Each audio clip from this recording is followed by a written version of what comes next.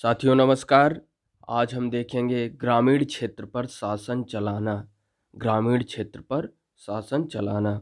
चित्र एक में देखें, 1765 में रॉबर्ट क्लाइव मुगल बादशाह से बिहार और उड़ीसा की दीवानी ग्रहण करते हुए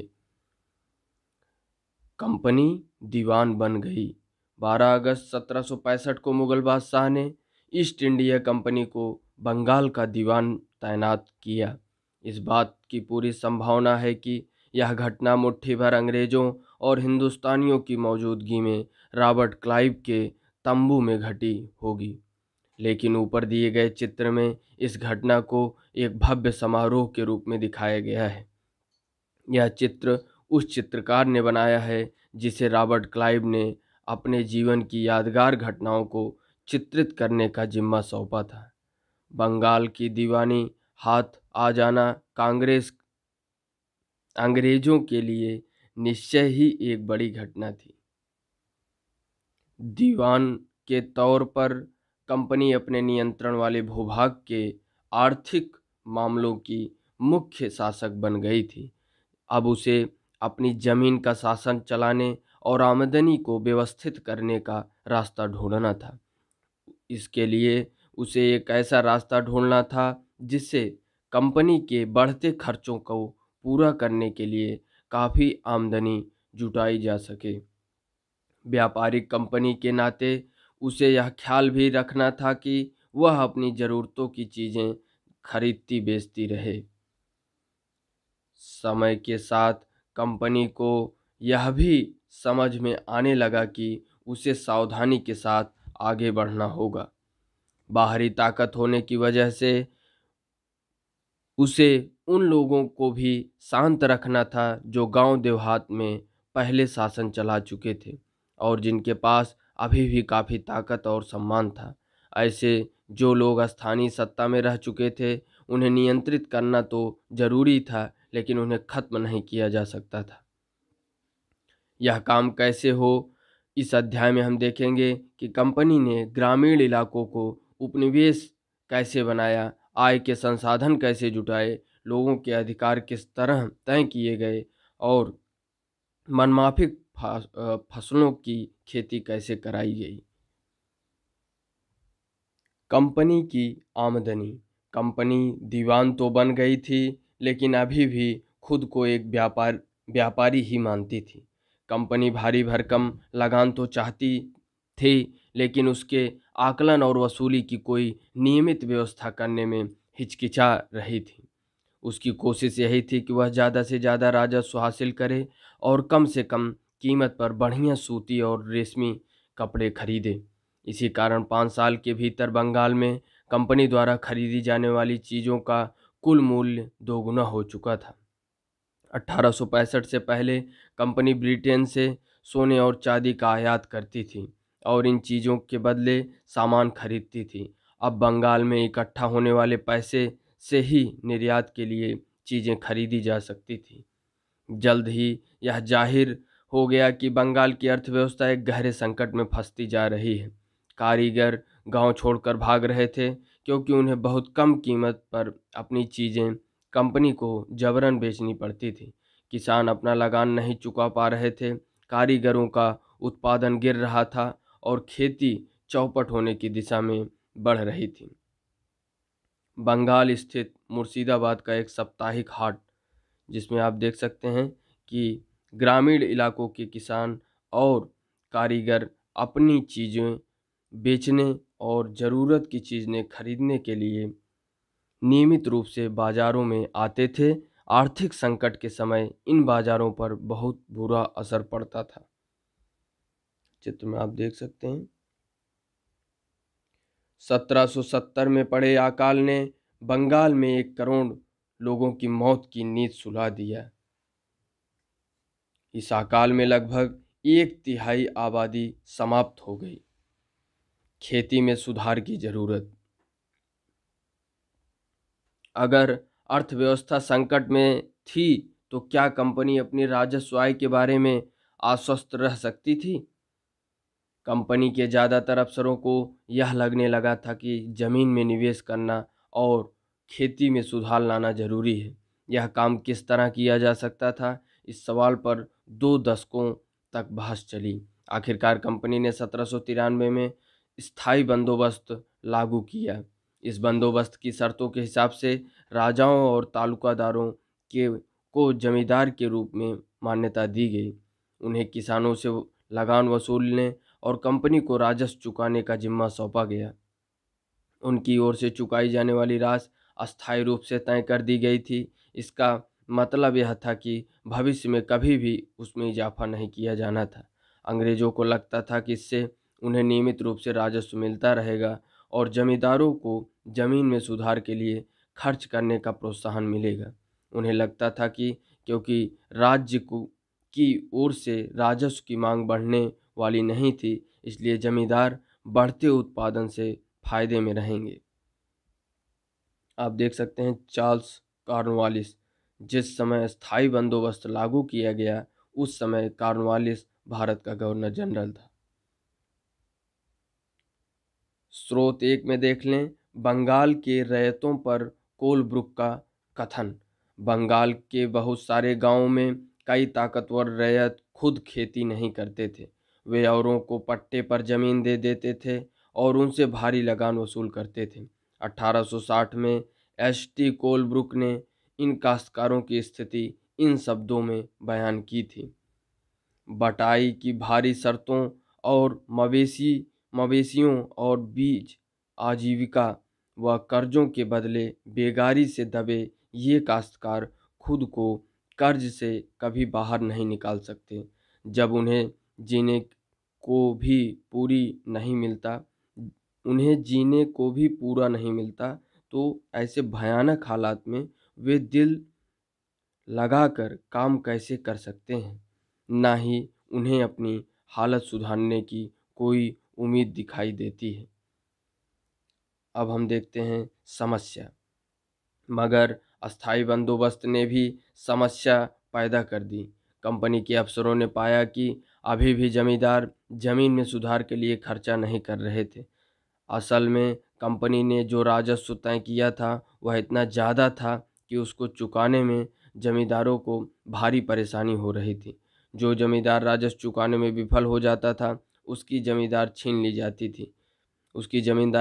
जाती थी। बहुत सारी ज़मींदारियों को कंपनी बाकायदा नीलाम कर चुकी थी। 19वीं सदी के पहले दशक तक हालात बदल चुके थे। बाजार में कीमतें बढ़ीं और धीरे धीरे खेती का विस्तार होने लगा। इससे जमींदारों की आमदनी में तो सुधार आया, लेकिन कंपनी को कोई फायदा नहीं हुआ, क्योंकि कंपनी तो हमेशा के लिए राजस्व तय कर चुकी थी। अब वह राजस्व में वृद्धि नहीं कर सकती थी। लेकिन जमींदारों को अभी भी जमीन की बेहतरी में कोई दिलचस्पी नहीं थी। उनमें से कुछ तो बंदोबस्त के शुरुआती सालों में ही अपनी ज़मीन गंवा चुके थे। जो बचे रह गए थे, अब उन्हें भी बिना परेशानी और निवेश का खतरा उठाए आमदनी की उम्मीद दिखाई दे रही थी। गतिविधि में देख लें तो आपको ऐसा क्यों लगता है कि कोलब्रुक बंगाल के उप पट्टेदारी की स्थिति पर इतने चिंतित हैं? पिछले पन्नों को पढ़कर संभावित कारण बताएं। इसके आगे हम देखें, जब तक जमींदार किसानों को जमीन देकर उनसे लगान वसूल सकते थे, उन्हें जमीन में सुधार की परवाह नहीं थी। दूसरी तरफ गांव में किसानों को यह व्यवस्था बहुत दमनकारी दिखाई दी। किसान को जो लगान चुकाना था वह बहुत ज़्यादा था और ज़मीन पर उसका अधिकार सुरक्षित नहीं था। लगान चुकाने के लिए अक्सर महाजन से कर्जा लेना पड़ता था। अगर वह लगान नहीं चुका पाता था तो उसे पुश्तैनी ज़मीन से बेदखल कर दिया जाता था। एक नई व्यवस्था 19वीं सदी की शुरुआत में ही कंपनी के बहुत सारे अधिकारियों को इस बात का यकीन हो चुका था कि राजस्व बंदोबस्त में दोबारा बदलाव लाना जरूरी है। जब कंपनी को शासन और व्यापार के अपने खर्च चलाने के लिए और पैसे की ज़रूरत हो, तो वह अस्थायी रूप से राजस्व तय करके काम कैसे चला सकती है। बंगाल प्रेसिडेंसी के उत्तर पश्चिम प्रांतों, इस इलाके का ज़्यादातर हिस्सा अब उत्तर प्रदेश में है। के लिए होल्ट मैकेंजी नामक अंग्रेज ने एक नई व्यवस्था तैयार की, जिसे 1822 में लागू किया गया। मैकेंजी को विश्वास था कि उत्तर भारतीय समाज में गांव एक महत्वपूर्ण सामाजिक संस्था है और उसको बचाए रखना चाहिए। उसके आदेश पर कलेक्टरों ने गांव-गांव का दौरा किया, जमीन की जांच की, खेतों को मापा और विभिन्न समूहों के रीति रिवाजों को दर्ज किया। गांव के एक एक खेत के अनुमानित राजस्व को जोड़कर हर गांव या ग्राम समूह महाल से वसूल होने वाले राजस्व का हिसाब लगाया जाता था। इस राजस्व को अस्थायी रूप से तय नहीं किया गया, बल्कि उसी में समय समय पर संशोधनों की गुंजाइश रखी गई। राजस्व इकट्ठा करने और उसे कंपनी को अदा करने का जिम्मा जमींदार की बजाय गांव के मुखिया को सौंप दिया गया। इस व्यवस्था को महलवारी बंदोबस्त का नाम दिया गया। महल यानी ब्रिटिश राजस्व दस्तावेजों में महल एक राजस्व इकाई थी। यह एक गांव या गांवों का एक समूह होती थी। चित्र में आप देख सकते हैं मद्रास का गवर्नर टॉमस मुनरो 1819 से 26। मुनरो व्यवस्था को हम देख लें।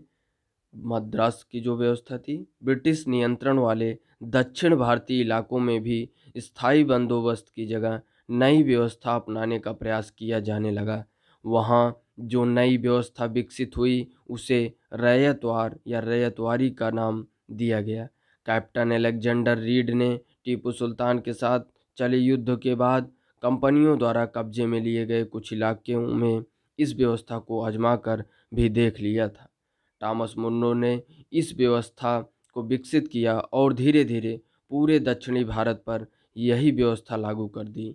रीड और मुन्रो को लगता था कि दक्षिण में परंपरागत जमींदार नहीं थे, इसलिए उनका तर्क था कि उन्हें सीधे किसानों रैयतों से ही बंदोबस्त करना चाहिए, जो पीढ़ियों से जमीन पर खेती करते आ रहे हैं। राजस्व आकलन से पहले उनके खेतों का सावधानीपूर्वक और अलग से सर्वेक्षण किया जाना चाहिए। मुनरो का मानना था कि अंग्रेजों को पिता की भांति किसानों की रक्षा करनी चाहिए। गतिविधि में देखें, कल्पना कीजिए कि आप कंपनी की प्रतिनिधि की हैसियत से कंपनी शासन के अंतर्गत ग्रामीण इलाकों की दशा पर एक रिपोर्ट इंग्लैंड भेज रहे हैं। रिपोर्ट में आप क्या लिखेंगे? अब देख लेते हैं। सब कुछ ठीक नहीं था। नई व्यवस्था लागू होने के बाद महज कुछ साल के भीतर उनमें समस्याएं दिखने लगी। जमीन से होने वाली आमदनी बढ़ाने के चक्कर में राजस्व अधिकारियों ने बहुत ज़्यादा राजस्व तय कर दिया था। किसान राजस्व चुका नहीं पा रहे थे, रैयत गांव से भाग रहे थे। बहुत सारे क्षेत्रों में गांव वीरान हो गए थे। आशावादी अफसरों को उम्मीद थी कि नई व्यवस्था किसानों को संपन्न उद्यमशील किसान बना देगी, लेकिन ऐसा हुआ नहीं। यूरोप के लिए फसलें। अंग्रेजों ने यह भी महसूस किया कि ग्रामीण इलाके न केवल राजस्व प्रदान कर सकते हैं, बल्कि वहाँ यूरोप की ज़रूरतों के हिसाब से सही फैसले भी पैदा की जा सकती है। 18वीं सदी के आखिर तक किसान कंपनी ने अफीम और नील की खेती पर पूरा जोर लगा दिया था। इसके बाद लगभग 150 साल तक अंग्रेज देश के विभिन्न भागों में किसी न किसी फसल के लिए किसानों को मजबूर करते रहे। बंगाल में पटसन, असम में चाय, संयुक्त प्रांत वर्तमान उत्तर प्रदेश में गन्ना, पंजाब में गेहूं, महाराष्ट्र व पंजाब में कपास, मद्रास में चावल। यह कैसे किया गया? अंग्रेजों ने अपनी ज़रूरतों की फसलों की खेती को फैलाने के लिए कई तरीके अपनाए। आइए इसी तरह की एक फसल उत्पादन की ऐसी ही पद्धति को अच्छी तरह समझें। क्या रंग का भी कोई इतिहास है? चित्र 5 और 6 में हम देख सकते हैं। चित्र 5 एक कलमकारी छापा 20वीं सदी भारत। चित्र 6 में मॉरिस कॉटन छापा 19वीं सदी का उत्तरार्ध इंग्लैंड। चित्र 5 और 6 में सूती कपड़ों के छापों की दो तस्वीरें दी गई। बाईं तरफ की तस्वीर में भारत में आंध्र प्रदेश के बुनकरों द्वारा बनाए गए कलमकारी छापे दिखाई दे रहे हैं। दूसरी तरफ ब्रिटेन के प्रसिद्ध कवि और कलाकार विलियम मॉरिस द्वारा बनाए गए फूल वाले छापे हैं।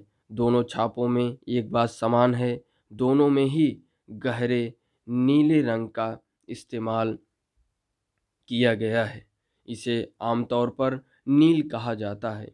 क्या आप जानते हैं कि यह रंग किस तरह पैदा किया गया?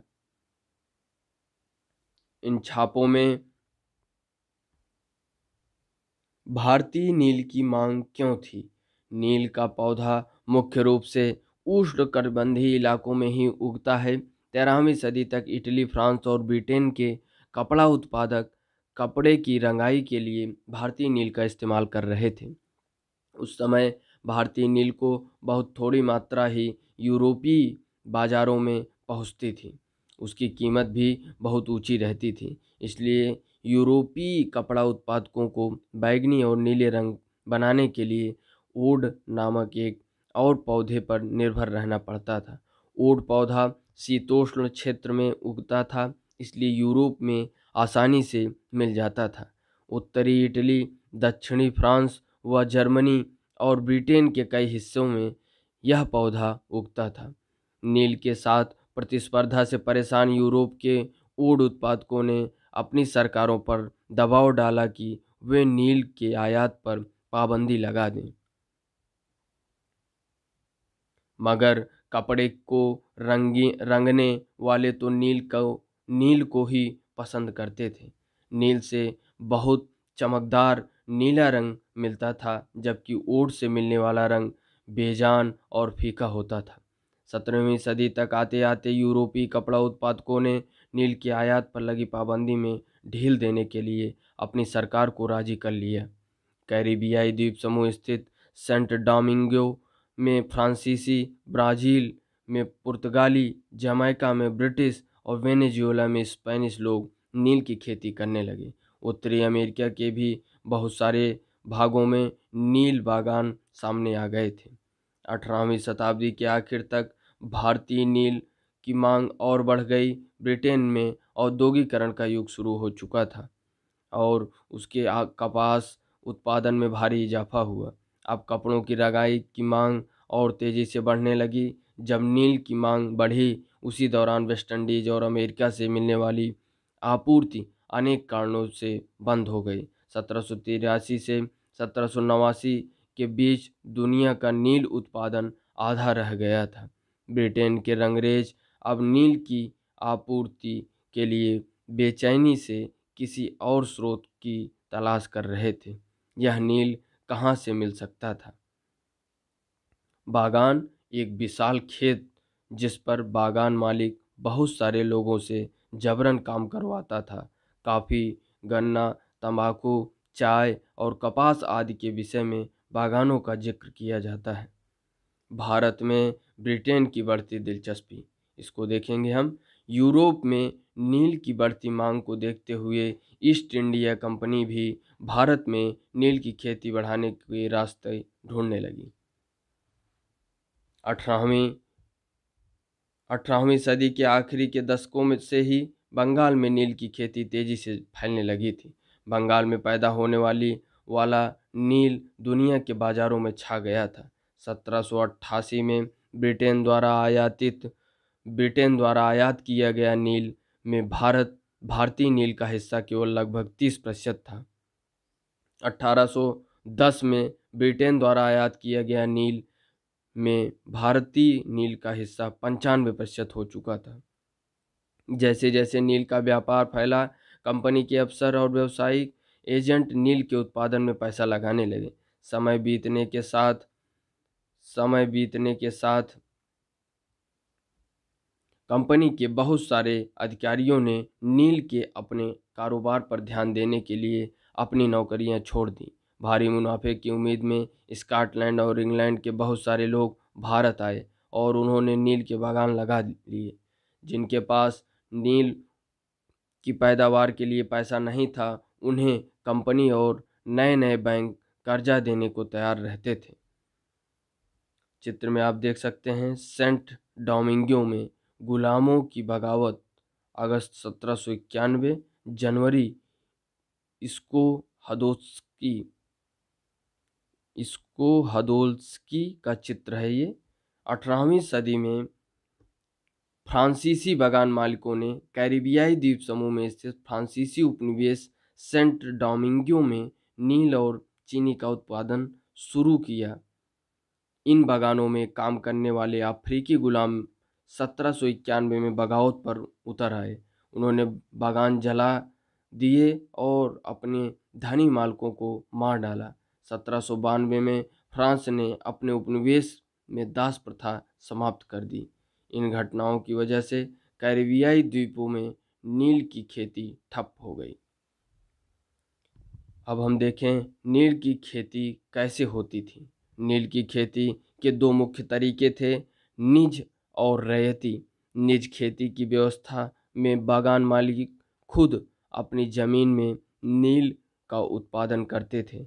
या तो वह जमीन खरीद लेते थे या दूसरे जमींदारों से जमीन पर भाड़े पर ले लेते थे और मजदूरों को काम पर लगाकर नील की खेती करवाते थे।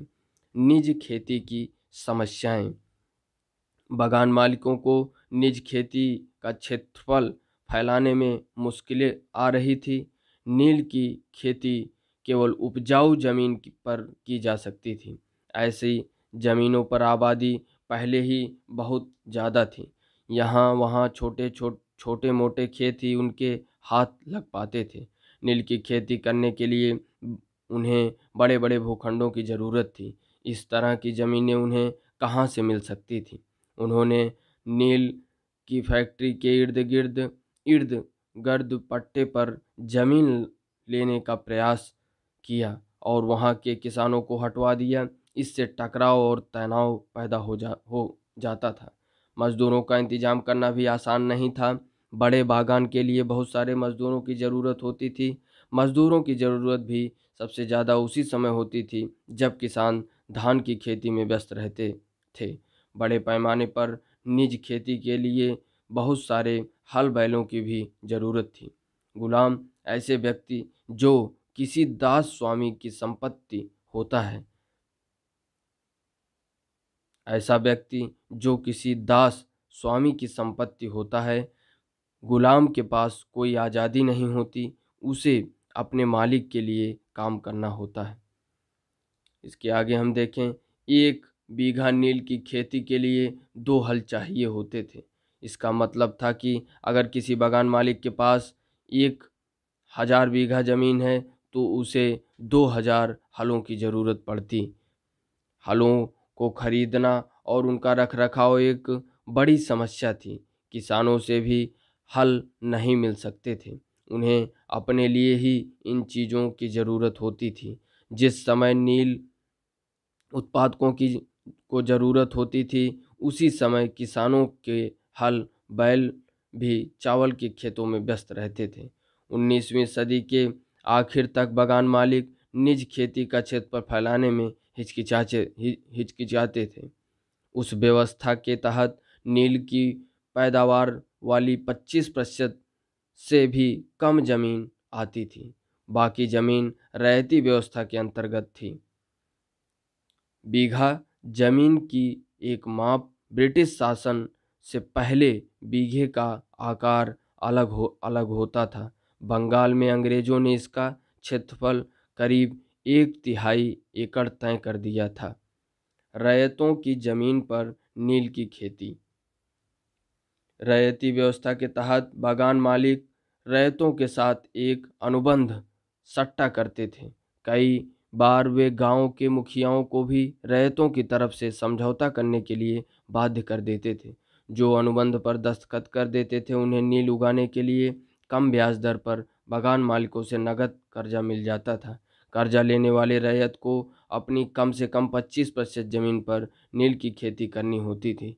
बागान मालिक बीज और उपकरण मुहैया कराते थे, जबकि मिट्टी को तैयार करने, बीज बोने और फसल की देखभाल करने का जिम्मा काश्तकार के ऊपर रहता था। जब कटाई के बाद फसल बागान मालिक को सौंप दिया जाता था, तो रैयत को नया कर्ज मिल जाता था। और वही चक्र दोबारा चित्र में आप देख सकते हैं। 19वीं सदी की शुरुआत में बंगाल के मजदूर नील की खेती करते हुए भारत में नील के पौधों की कटाई अधिकांशतः पुरुष ही करते थे। चित्र 9 में आप देख सकते हैं खेतों से फैक्ट्री में लाए जा रहे नील के पौधे के गट्ठर। इसके आगे हम देखें तो नील का उत्पादन कैसे होता था। चित्र 10 में देख सकते हैं कि नील के खेतों के पास स्थित नील का एक कारखाना विलियम सिप्सन का चित्र है 1863।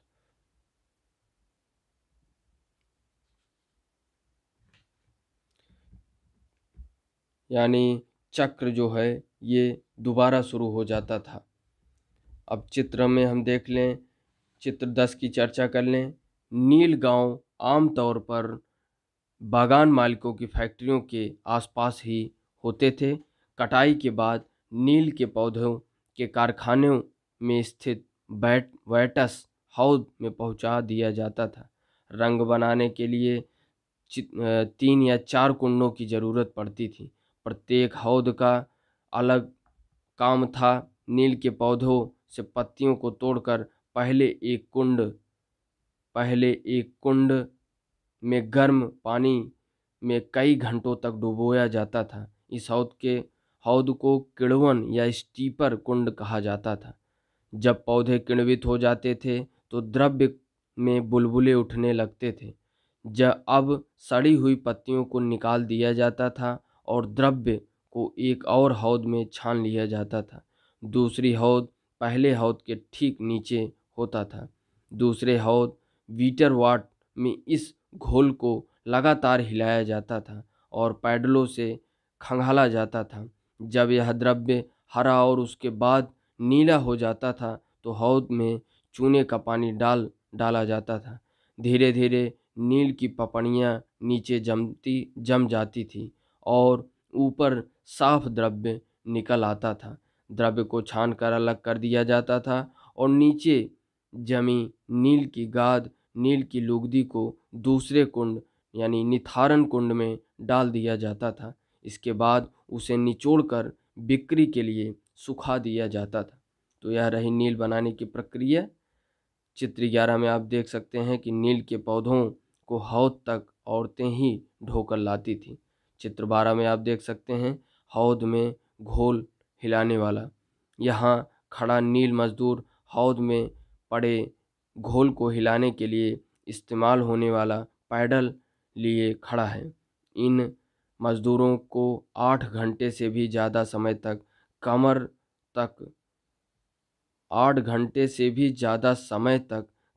तक भरे नील के घोल में खड़े रहना पड़ता था। वाट एक किण्वन अथवा संग्रहण पात्र। चित्र 13 में आप देख सकते हैं बिक्री के लिए नील तैयार। यहाँ आप उत्पादन की आखिरी अवस्था को देख सकते हैं। दबाकर सांचों में डाल दी गई नील को लुगदी को काटकर मजदूर उन पर मुहर लगा रहे हैं। पीछे वाले हिस्से में एक मजदूर इन टुकड़ों को सुखाने के लिए ले जा रहा है।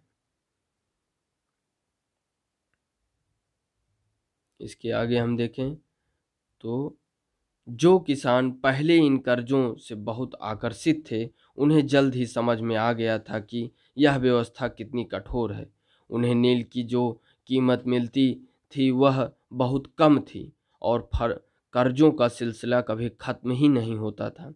समस्याएं और भी थी। बागान मालिक चाहते थे कि किसान अपने सबसे बढ़िया खेतों में ही नील की खेती करें, लेकिन नील के साथ परेशानी यह थी कि उसकी जड़ें बहुत गहरी होती थी और वह मिट्टी की सारी ताकत खींच लेती थी। नील की कटाई के बाद वहाँ धान की खेती नहीं की जा सकती थी।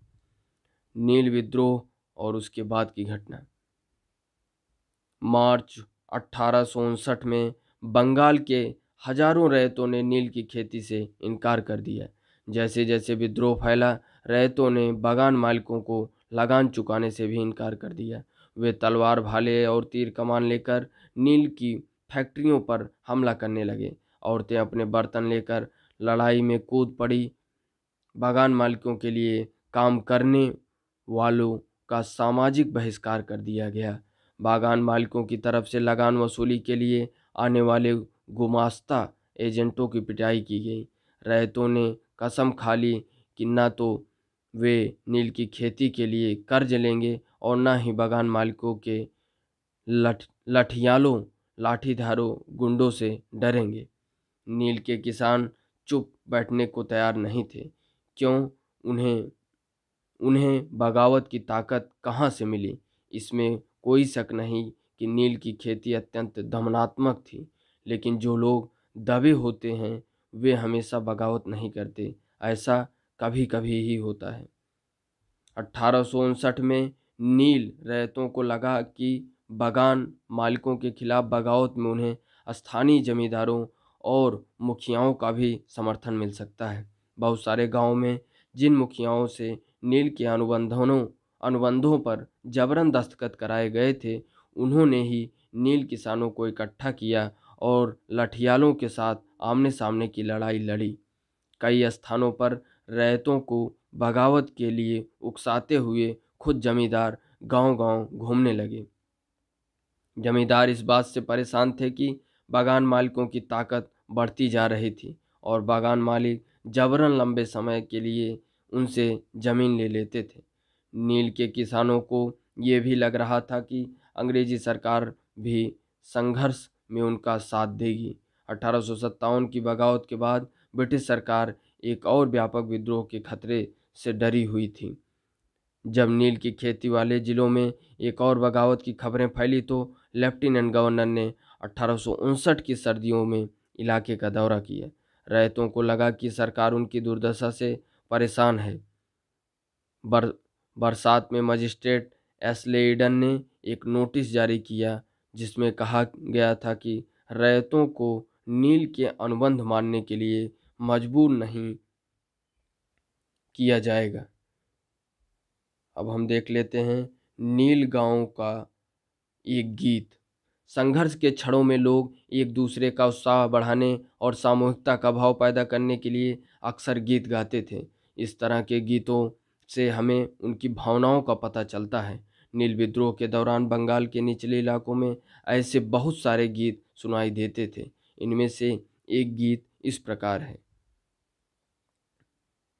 मौला हाथी के बगान, मौला हाथी के बगान, मालिक की लंबी लंबी लाठियाँ दूर इकट्ठी पड़ी हैं। मौला हाथी के बगान, मालिक की लंबी लंबी लाठियाँ दूर इकट्ठी पड़ी हैं। कोलकाता के बाबू इस बड़ी लड़ाई को देखने के लिए नाव के जरिए पहुंच चुके हैं। इस बार तो सभी रैयत तैयार हैं। वे चुपचाप मार नहीं सहेंगे। अब वे बिना लठियालों का मुकाबला किए अपनी जान नहीं गंवाएंगे। इसके आगे हम देखें। इस नोटिस के आधार पर लोगों में यह खबर फैल गई कि रानी विक्टोरिया ने नील की खेती न करने का हुक्म दे दिया है। ईडन किसानों को शांत करने और विस्फोटक स्थितियों को नियंत्रित करने की कोशिश कर रहे थे। उसकी कार्रवाई को किसान ने अपने विद्रोह का समर्थन मान लिया। जैसे जैसे विद्रोह फैला, कलकत्ता के पढ़े लिखे लोग भी नील जिलों की ओर चल पड़े। उन्होंने रैयतों की दुर्दशा, बागान मालिकों की ओर जोर जबरदस्ती और अत्याचारी नील व्यवस्था के बारे में लिखा। इस बगावत से परेशान सरकार को बागान मालिकों की रक्षा के लिए सेना बुलानी पड़ी। नील उत्पादन व्यवस्था की जांच करने के लिए एक नील आयोग भी बना दिया गया। इस आयोग ने बागान मालिकों को दोषी पाया, जोर जबरदस्ती के लिए उनकी आलोचना की। आयोग ने कहा कि नील की खेती रैयतों के लिए फायदे का सौदा नहीं है। आयोग ने रैयतों से कहा कि वे मौजूदा अनुबंधों को पूरा करें, लेकिन आगे से वे चाहे तो नील की खेती बंद कर सकते हैं। इस बगावत के बाद बागानों में नील का उत्पादन धराशायी हो गया। इसके बाद बागान मालिक बिहार पर ध्यान देने लगे।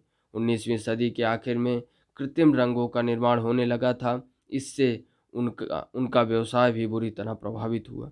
फिर भी वे उत्पादन फैलाने में सफल रहे। जब महात्मा गांधी दक्षिण अफ्रीका से लौटे तो बिहार के एक किसान ने उन्हें चंपारण आकर नील किसानों की दुर्दशा को देखने का न्योता दिया। 1917 में महात्मा गांधी का यह दौरा नील बागान मालिकों के खिलाफ चंपारण आंदोलन की शुरुआत थी। स्रोत 3 को देखें। भीख मांग लूंगा परंतु नील नहीं उगाऊंगा। चांदपुर थाना हरदी के एक नील काश्तकार हाजी मुल्ला से मंगलवार 5 जून 1860 को नील आयोग के सदस्यों ने बात की। हाजी मुल्ला ने कुछ सवालों के जवाब इस तरह दिए। WS सीटनकार, नील आयोग के अध्यक्ष, क्या अब तुम नील की खेती के लिए तैयार हो? अगर नहीं तो किस तरह की शर्तों पर खेती करना चाहोगे? हाजी मुल्ला कह रहे हैं, मैं नील उगाने को तैयार नहीं हूँ। मुझे नहीं पता कि कोई भी नई शर्त मुझे संतुष्ट कर सकती है। श्री साले, क्या तुम 1 रुपया प्रति बंडल की कीमत पर भी खेती नहीं करना चाहते? हाजी मुल्ला, नहीं, मैं नहीं करूँगा। नील उगाने के बजाय मैं कहीं और चला जाऊँगा, भीख मांग लूँगा परंतु नील नहीं उगाऊँगा। नील आयोग रिपोर्ट खंड 2 सबूतनामा पृष्ठ 67। गतिविधि में देखें तो कल्पना कीजिए कि आप नील आयोग के सामने गवाही दे रहे हैं। WS सीटनकार आपसे पूछते हैं कि रैयत किस सूरत में नील की खेती कर सकते हैं? आपका जवाब क्या होगा? आइए एक अन्यत्र घटना को देख लें। वेस्ट इंडीज में नील उत्पादन। 18वीं सदी की शुरुआत में एक फ्रांसीसी मिशनरी जो बेपतिस्त लाबात ने कैरिबियाई द्वीपों का दौरा किया और इस इलाके के बारे में विस्तार से लिखा। यह तस्वीर लाबात की एक पुस्तक से ली गई है। इस तस्वीर में यहाँ के फ्रांसीसी बागानों में नील उत्पादन के सारे चरणों को दर्शाया गया है। बाएं सिरे पर आप देख सकते हैं कि गुलाम मजदूर नील के पौधों को सेटलर वाट में डाल रहे हैं। एक और मजदूर एक मशीनी चरखी से घोल को घुमा रहा है। दाएं से दूसरा देखें। 2 मजदूर नील की लुगदी को बोरों में भरकर सुखाने के लिए ले जा रहे हैं। अगले हिस्से में 2 मजदूर नील की लुगदी को मिलाकर साँचों में डालने के लिए तैयार कर रहे हैं। तस्वीरों के बीचों बीच बागान मालिक ऊंची जगह खड़े होकर सारे गुलामों पर नजर बनाए हुए हैं। आप देख सकते हैं चित्र 14। कैरिबियाई द्वीप समूह स्थित बागानों में नील का उत्पादन। रैयतों की जमीन पर खेती। महाल ग्राम समूह निज बागान मालिकों की अपनी जमीन पर खेती। रैयती कौन होता था? किसान। धन्यवाद। जय हिंद।